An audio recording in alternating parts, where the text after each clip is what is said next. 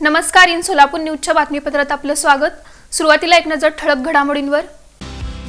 या हेडलाईन्सचे प्रायोजक आहेत सोलापुरातील नावाजलेले 7 hills menswear and collection.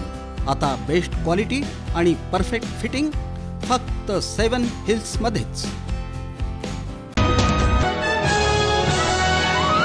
Rupa Bhavani मंदिर परिसरातील नाल्यात आढळून आलं पुरुष जातीचं अर्भक. लचके तोडल्याच्या स्थितीत परिसरात उडाली खळबळ.